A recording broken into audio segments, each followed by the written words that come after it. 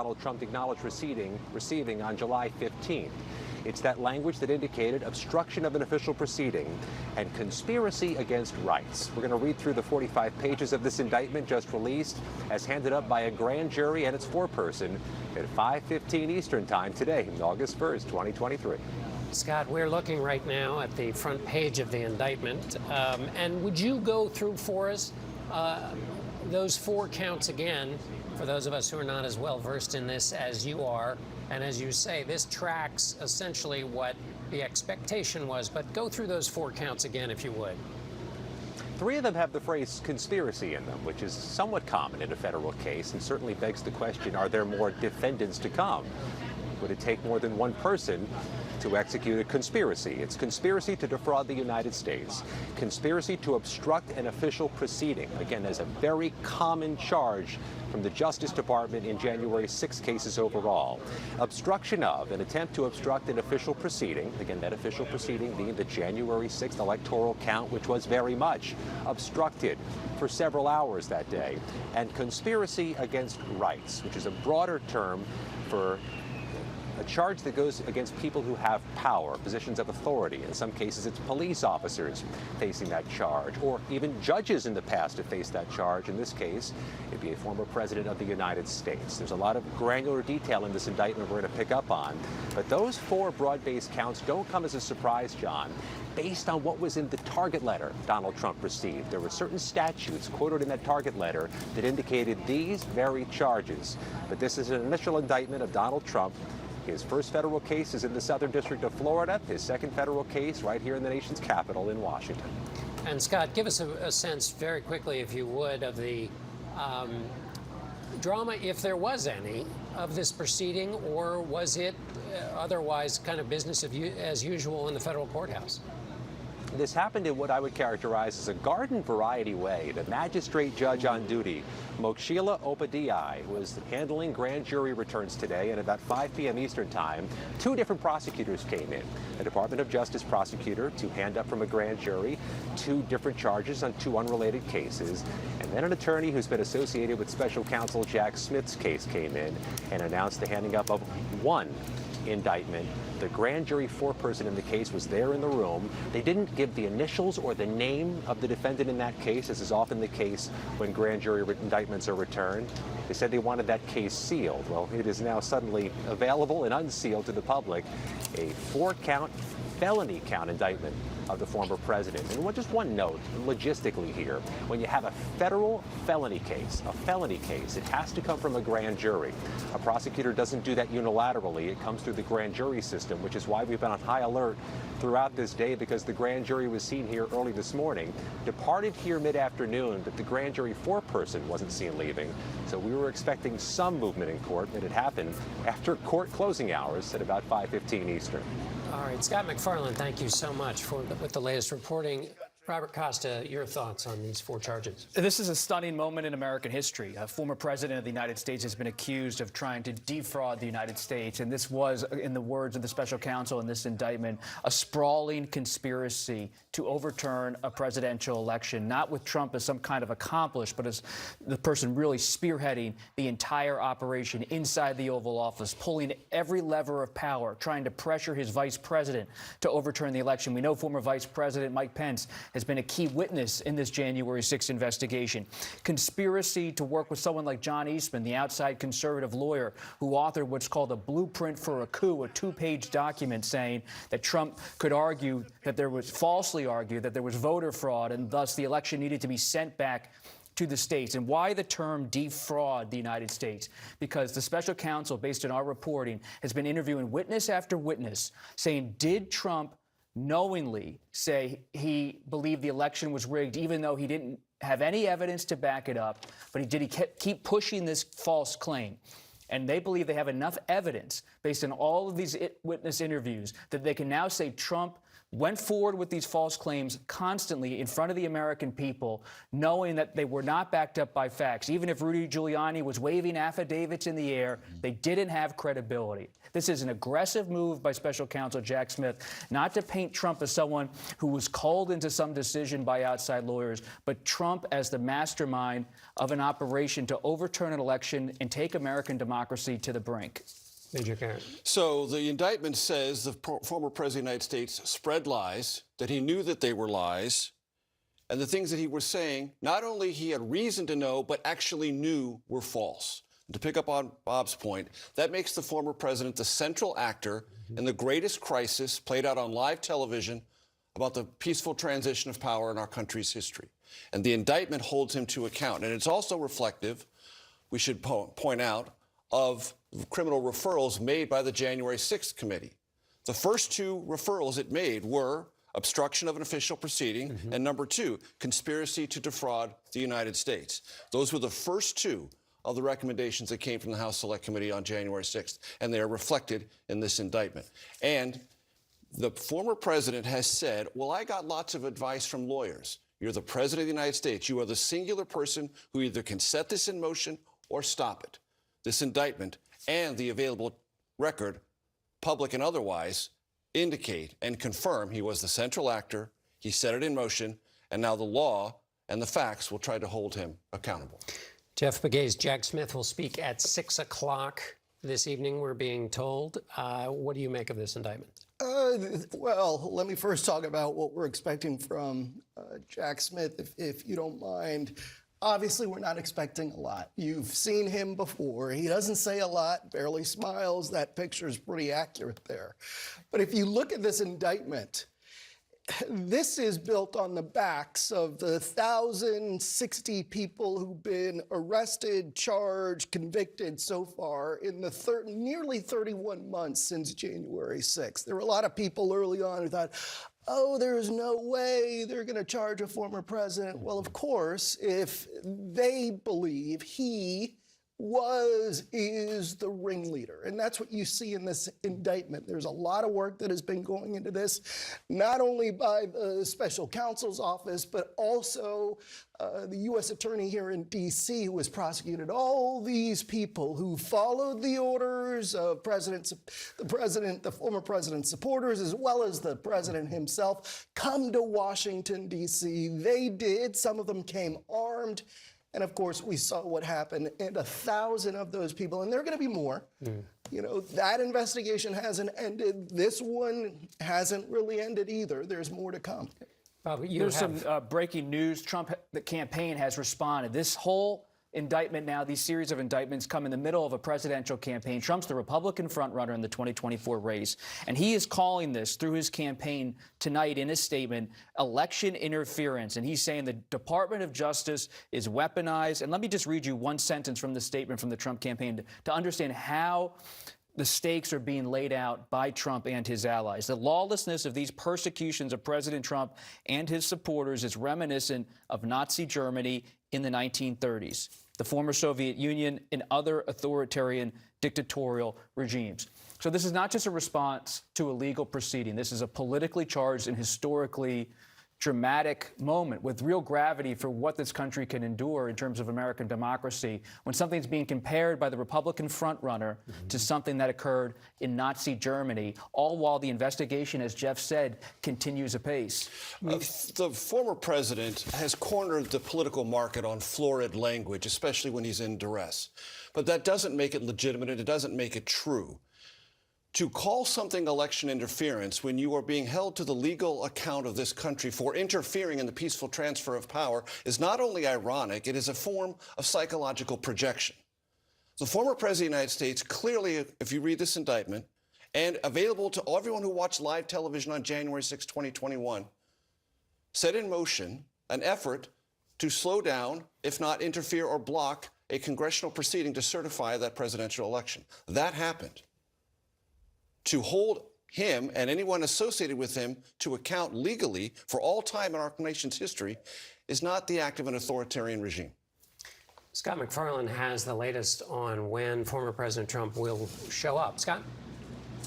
Our latest reporting, John, is that Donald Trump will make an appearance here at the federal courthouse in Washington, 4 p.m. Eastern time on Thursday. In short order, 48 hours after he's charged, he'll make his appearance here in Washington, D.C. This courthouse is massive. It's like the size of a small college basketball arena, 6 floors, dozens of courtrooms, many judges. His appearance will be before the same magistrate judge to whom this indictment was handed up today, Judge Mokshila Obadiah. She's the magistrate judge who handles initial appearances. In some cases, she handles arraignments. That's where Donald Trump will appear.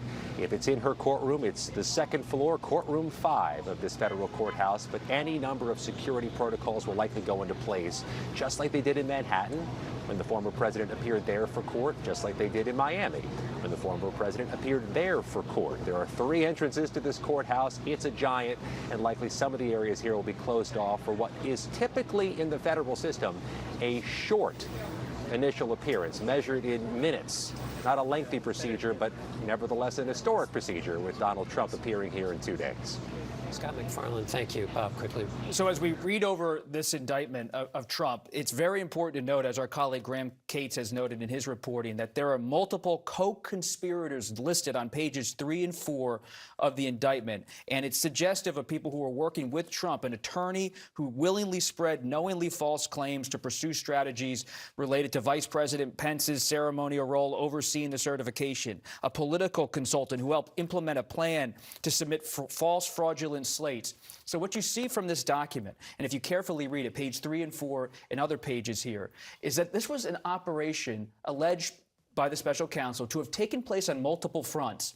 Trump pushing people in the states, in the state legislatures at the Republican state level, to try to send back alternative slates and to have activists act as so-called fake electors. At the same time, he wanted members of Congress to overturn the election on January 6, 2021. At the same time, he wanted the Justice Department to give their imprimatur and to say that the election was in some way corrupted by election false election action by people on the ground.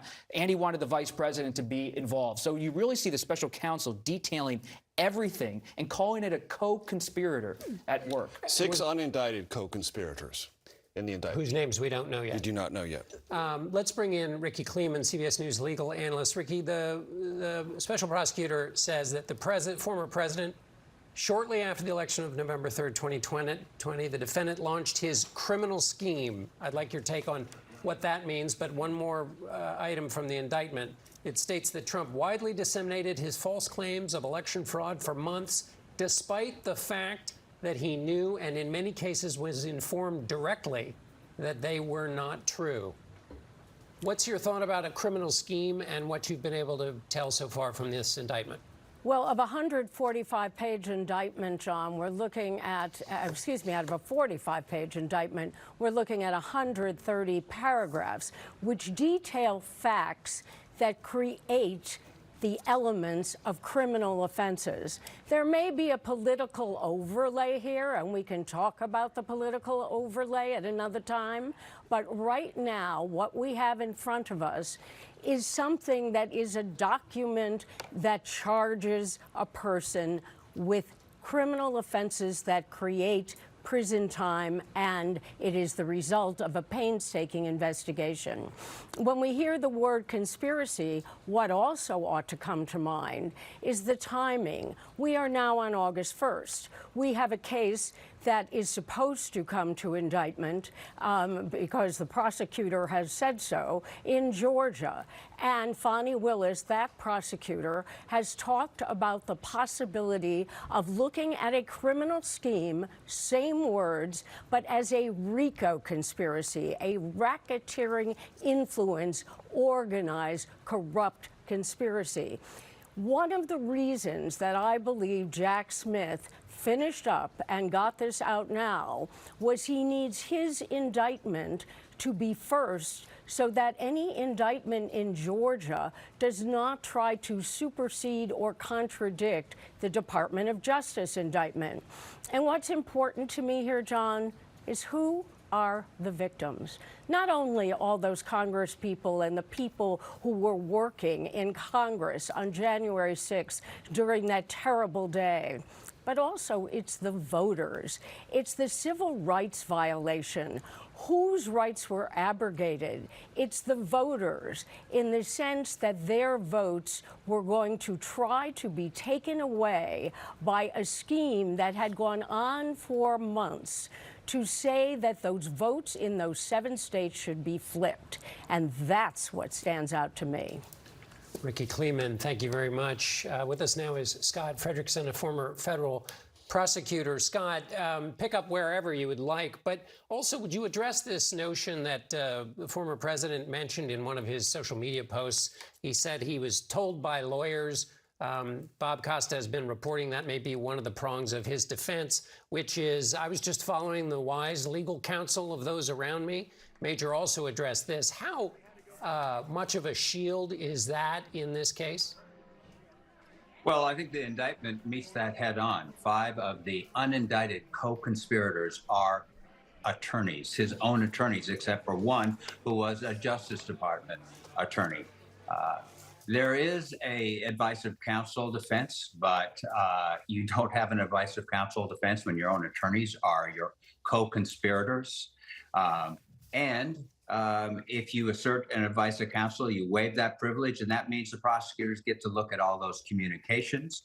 An attorney cannot advise you to commit a crime, and you can't rely on that as a defense. So early on in the indictment, Special Counsel Smith lists 6 unindicted co-conspirators. 5 of those are attorneys. 4 of those are Trump's own attorneys. So, he's entitled to a fair trial, but frankly, that kind of blasts any idea of advice of counsel right out of the water. All right, Scott Frederickson, thank you. Oh, go ahead. There's a couple other things that I think we should note. Right out of the box, the special counsel makes clear that his case is based on the premise that this was a president who was determined to stay in power and to do it by spreading lies about the false election, lies about the lies about it being stolen. The other thing that we were waiting to see is whether, as part of the conspiracy, the special counsel would bring in the January 6th riot and insurrection, and he did. Part of the manner and means of the conspiracy as alleged in the indictment is that when it became apparent the Vice President Pence would not agree to stop his electoral college counting, which confirmed the election of President Biden, the former president encouraged a violent crowd to go to the Capitol, and they attempted to exploit that. So we didn't know if that was coming as well. The rest of it is incendiary, but as expected, use of false state electors, false certificates, the rendition of all the facts showing the president was told over and over again by a variety of people that his lie about the election being stolen was in fact false and was a lie, and he knew it. So all of that's laid out in this indictment in fairly clear form. Scott Frederickson, former federal prosecutor, thank you so much. We now have Democratic Congressman and former January 6th committee member Jamie Raskin joins us now. Congressman, this was obviously something, a recommendation was made by the January 6th committee. How does this indictment square with what the committee wanted, and how much further does it go? Well, it's parallel to what we suggested, and I think it's a very elegant sequencing of what took place, because there was a conspiracy to interfere with the federal proceeding, the joint session of Congress, to receive and count the electoral votes. There was a conspiracy to defraud the American people by assembling all of these counterfeit electors and then presenting them as a justification for setting aside the lawful constitutional proceeding and moving in a different direction, just to name Donald Trump essentially the new president. And then all of it was galvanized for the purpose of conspiring to substitute this phony result for the actual voting rights of the people. And that count to me is an echo of what Abraham Lincoln said about insurrection back at the beginning of the Civil War, where he said that violent insurrection is fundamentally an assault on the rights of the people to choose their own leaders. And that's essentially what this indictment is saying in the form of a criminal prosecution. This was an effort to steal away the actual lawful election result and the voting rights of the people by substituting a completely counterfeit and fraudulent process. Congressman, you and the committee were unable to speak to some people within the Trump inner circle, former Chief of Staff Meadows, Rudy Giuliani, the Vice President, Mike Pence. I don't know if you have had a chance to read through all of this, but even if you haven't, what would you be looking for to see whether the special counsel's investigative skills built upon the case that you laid out in those hearings?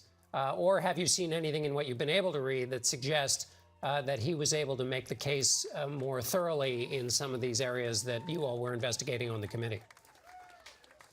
Well, I've only been able to give it a cursory read, but it's quite parallel to what the committee found. Of course, we included one statutory charge that appears to be omitted here, which is aiding and abetting and giving comfort to an insurrection. And of course, we don't know why either the grand jury decided not to vote a charge there or Jack Smith decided not to bring that charge before the grand jury. It is a statute that has not been used very much, and it's one that has not been constitutionally tested in the Supreme Court. So maybe they decided there is such a superabundance of other criminal violations that are evident that there was no reason to go to that one. But otherwise, they found pretty much as we found, this was an attempt to overthrow the election result, to usurp the voting rights of the people, to interfere with a federal proceeding, and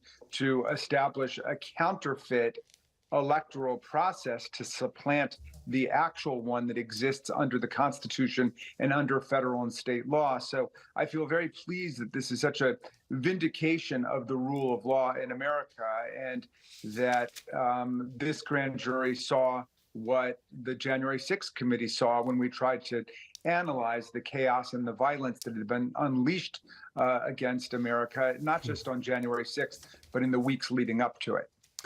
All right, Congressman Jamie Raskin, thank you so much for being with us. We are waiting for the special counsel to go to those microphones you're looking at. He's scheduled for 6 o'clock, and we'll go to him the minute he utters his first syllable. Until then, congressional correspondent Nicole Killian is outside of the Fulton County Courthouse in Atlanta.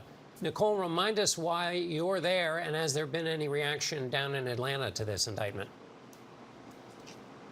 Yeah, well, certainly this is on the radar of Fulton County District Attorney Fani Willis. In fact, we heard from the Fulton County Sheriff earlier today, who spoke to reporters, who echoed what we've heard from the district attorney here, is that they are ready to go in terms of their own case that they have been pursuing in regards to alleged 2020 election interference. And the sheriff noted that it is even possible that he could send a team to Washington to observe in the event that the former president is arraigned and makes a court appearance in Washington, D.C. That is something that they did not only in Miami when the former president appeared there, but also in New York to prepare, because we are currently in a window where the district attorney at any time could announce a charging decision in her investigation, which has spanned for more than 2 years. And of course, the centerpiece of that investigation is a phone call that was made to Secretary of State Brad Raffensperger in the days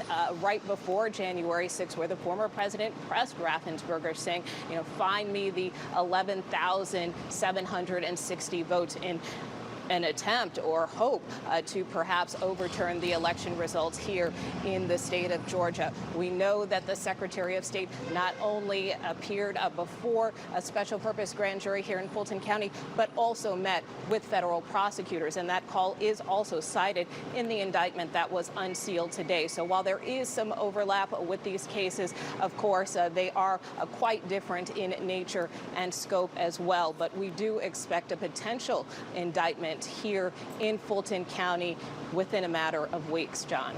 Nicole Killian, congressional correspondent in Fulton County, on just one of the portions of what the special counsel has called a criminal scheme by the former president that he alleges was launched just after Election Day on November 3rd, 2020. As far as the current sitting president is concerned, Chief White House correspondent Nancy Cordes is with President Biden. Nancy? John, we're in Rehoboth Beach, Delaware, where President Biden is on vacation, keeping a low profile. We have asked the White House for any reaction to this indictment, but we don't expect to get one, frankly.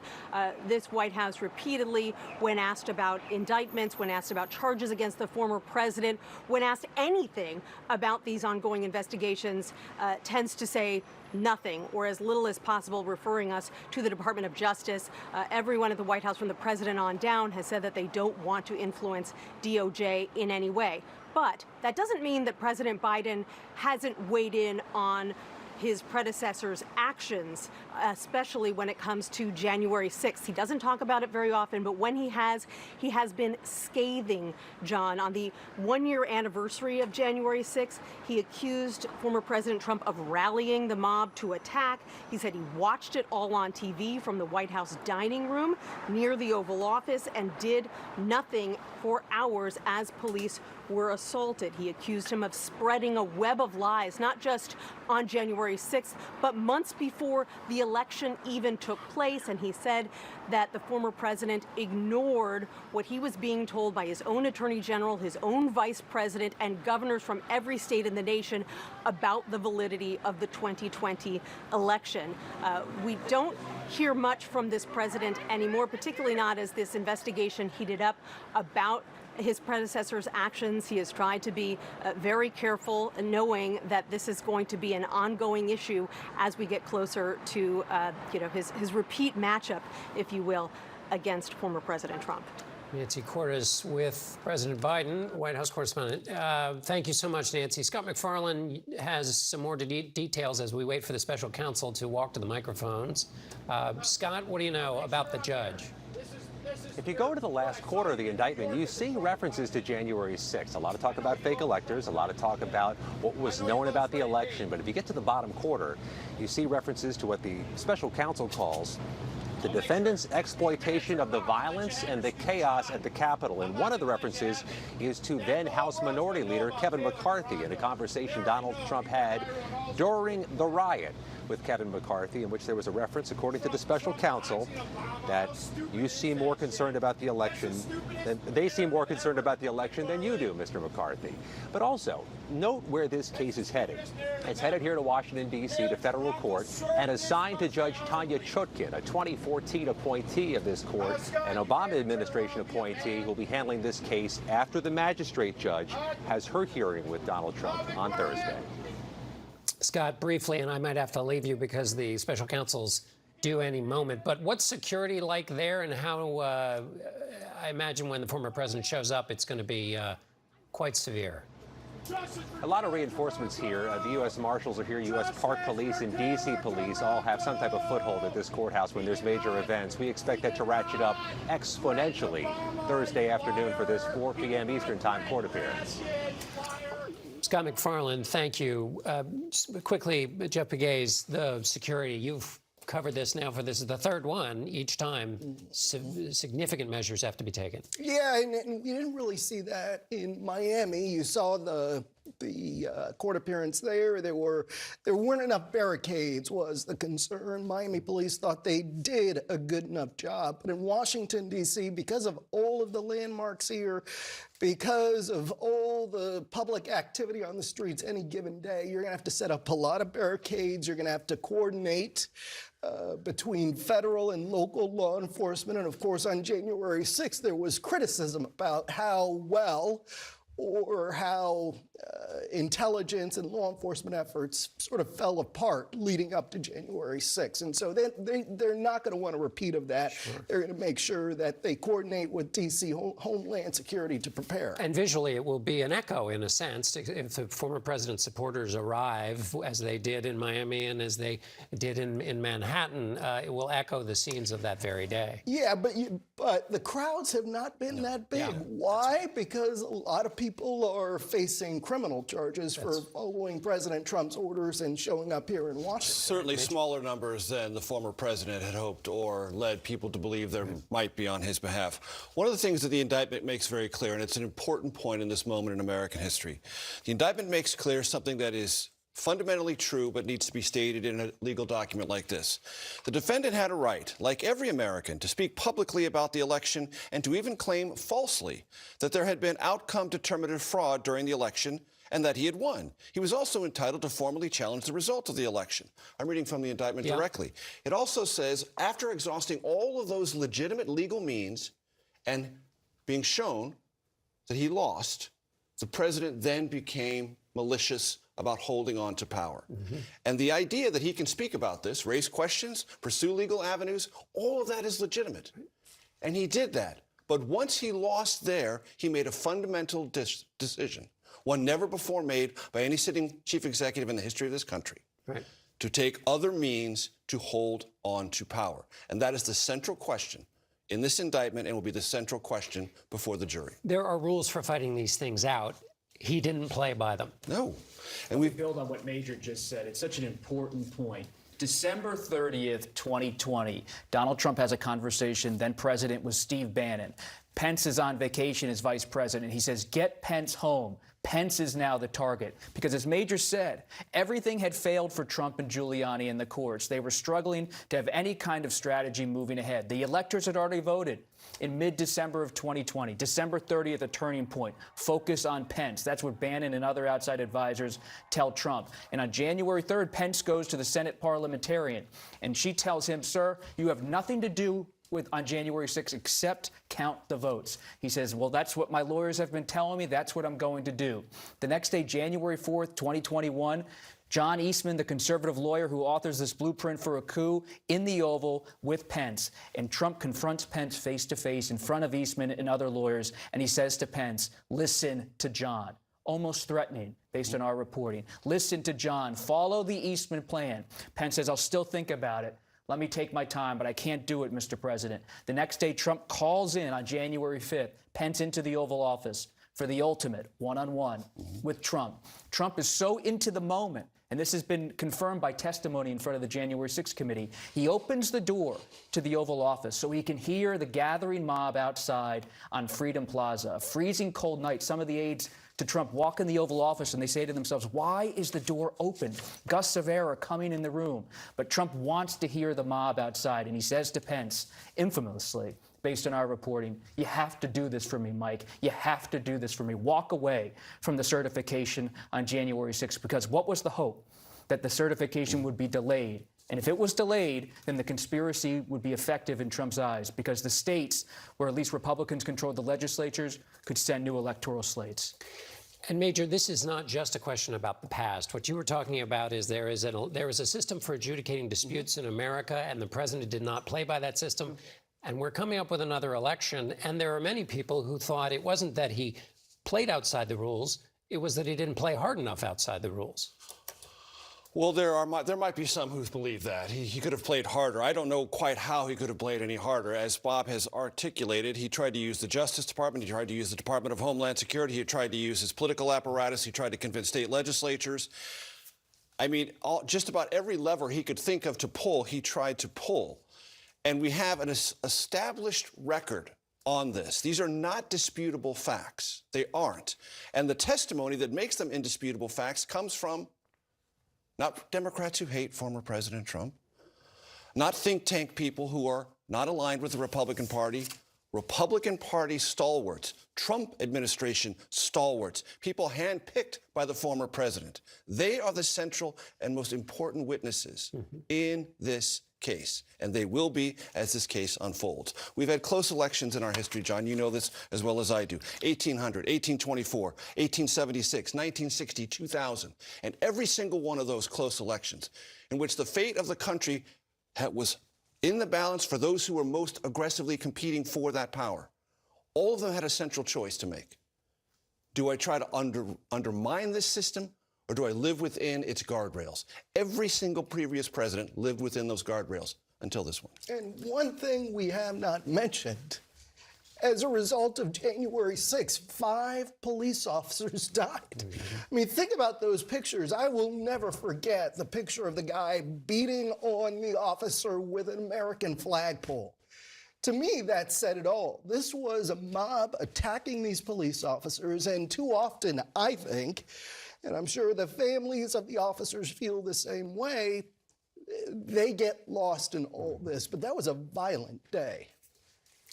Bob, Greg Jacob, lawyer for the vice president, as I recall, there's this question of whether the president was just listening to his lawyers. There was some testimony in the January 6th hearings, as I recall, that from Greg Jacob, that the president was told by John Eastman that this was not a legal theory, that this idea of fake electors was not legal, and that goes to this question. You're basically asking Pence for a small violation of election law. That's a direct quote from the January 6th investigation. There he is in that testimony, which suggested that, which undermines this idea that the president that it was foundational, that it was legitimate, that it was the body of understood law in America. It wasn't the body of understood law by any stretch of the imagination. And what you see from John Eastman is someone who comes out of the orbit, who's not part of Trump's inner circle. But in the final days of the Trump administration, he's looking for anyone who's going to give him an exit ramp, a path to stay in power. That's why Sidney Powell is in the White House. She's up in the residence of the White House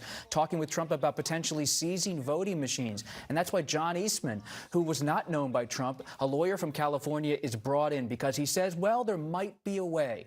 But you're right, Greg Jacob, the counsel for then Vice President Pence, in that January 4th meeting, Pence says to Eastman, why don't you just go meet with my lawyer, Greg Jacob, and hash it out? And so they have a private meeting in the old executive office building, John Eastman and Greg Jacob. And in that meeting, based on under oath testimony from Greg Jacob before the January 6th committee, Eastman reportedly says, well, I did float this theory to Trump, and I have authored this memo, but I'm not really sure it's going to hold water. And Jacob explodes. In fact, he's a mild-mannered person, but he explodes in terms of being a lawyer, saying, how is this circulating at the highest levels of the federal government? Yet Eastman persisted, because even on January 6th, when the Capitol is under siege, Jacob talks about how he's communicating with Eastman via text messages and email, and Eastman saying, follow the plan, follow the plan. And Major, this is something the former president still believes now. All of these things, he hasn't changed his mind on the legality of it and the outcome of the election, as wrong as they both may be. No, he hasn't. As a matter of fact, he's even waded into the possibility of becoming president again and issuing pardons for anyone implicated in this. So that puts in a nutshell his approach to the facts, to the law, and to power. If he reclaims it, he will pardon those who helped put this in motion. Jeff Begay's, we got about a minute, apparently, until Jack Smith shows up. He doesn't say a whole lot when he comes out. No, he doesn't. As you guys know, I sort of bumped into him on a plane to Miami, and I was just watching his mannerisms just to see if he would crack a smile with his team, maybe drink something. I didn't see anything like that. He seemed focused, even sitting, I think he was sitting in a middle seat, may have been a window seat, but sort of blended in. Most people on the plane, I don't think they knew who he was. And he wasn't trying to draw attention, but we just spotted him. And what do we... Part of history now. Yeah. I think indelibly. He's done, I think, 100 triathlons, so I think he has the fortitude to make it through a middle seat. What do we know about his operation? It's been pretty unleaky, just as these kinds of investigations go. Does it have a character to it? Jack Smith's character. The prosecutors that he has on that team, they are among the best. They are They are pros, they are major league prosecutors. And you see that because there really aren't a lot of leaks coming out of that office. People will say, oh, there really aren't that many leaks. They do their speaking through these court documents, and that's why these court documents are so detailed, because in a lot of ways they're trying to respond to what the former president puts out on social media. Well, and that raises the question as we watch, perhaps here we have the special counsel entering the room now. And let's pause to listen to Jack Smith as he addresses reporters. Good evening. Today, an indictment was unsealed, charging Donald J. Trump with conspiring to defraud the United States, conspiring to disenfranchise voters, and conspiring and attempting to obstruct an official proceeding. The indictment was issued by a grand jury of citizens here in the District of Columbia, and it sets forth the crimes charged in detail. I encourage everyone to read it in full. The attack on our nation's capital on January 6, 2021, was an unprecedented assault on the seat of American democracy. As described in the indictment, it was fueled by lies. Lies by the defendant targeted at obstructing a bedrock function of the U.S. government, the nation's process of collecting, counting, and certifying the results of the presidential election. The men and women of law enforcement who defended the U.S. Capitol on January 6th are heroes. They are patriots, and they are the very best of us. They did not just defend a building or the people sheltering in it. They put their lives on the line to defend who we are as a country and as a people. They defended the very institutions and principles that define the United States. Since the attack on our Capitol, the Department of Justice has remained committed to ensuring accountability for those criminally responsible for what happened that day. This case is brought consistent with that commitment, and our investigation of other individuals continues. In this case, my office will seek a speedy trial so that our evidence can be tested in court and judged by a jury of citizens. In the meantime, I must emphasize that the indictment is only an allegation and that the defendant must be presumed innocent until proven guilty beyond a reasonable doubt in a court of law. I would like to thank the members of the Federal Bureau of Investigation who are working on this investigation with my office, as well as the many career prosecutors and law enforcement agents from around the country who have worked on previous January 6th investigations. These women and men are public servants of the very highest order, and it is a privilege to work alongside them. Thank you. Why didn't you charge any of the other co-conspirators?